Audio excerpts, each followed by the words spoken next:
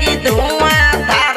वो छोरा माने के राम कुमार तेरी शादी में नाचे यार। वो छोरा माने के राम कुमार तेरी शादी में नाचे यार।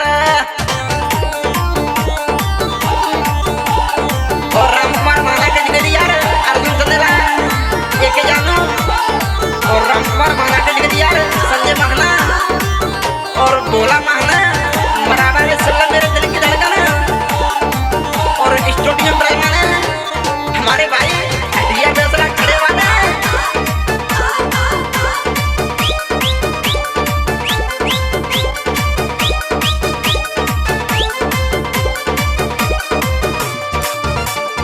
ये सब रह का मंडप सब यार तो यहाँ।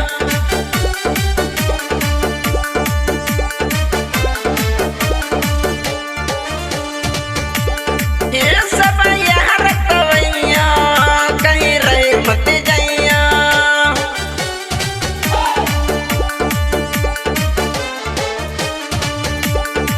ये सब रह का मंडप सब यार तो यहाँ कहीं और जगह पे बिजी मत हैया। अच्छा हाँ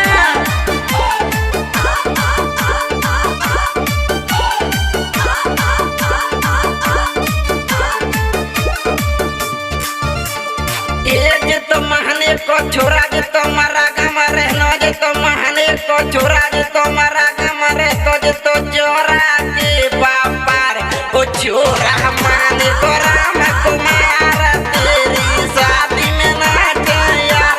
ओ छोरा माने को राम कुमार तेरी शादी में नाचे यार। क्या बात है सोनू भैया रघुवर दादा राधा चरण कटाला की बात।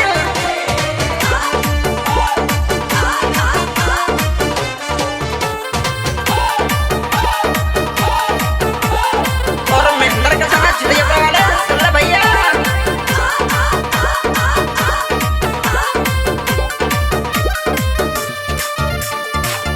मेरे यार की शादी तुम्हें खुशी मनाओ।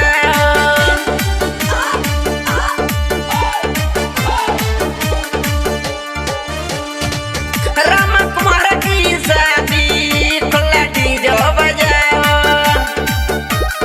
अच्छा हाँ डीजे बजाने में बैठना।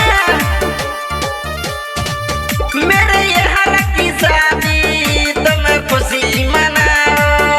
राम कुमार की शादी खुला डीजे बजाओ। हाँ मौज होगी।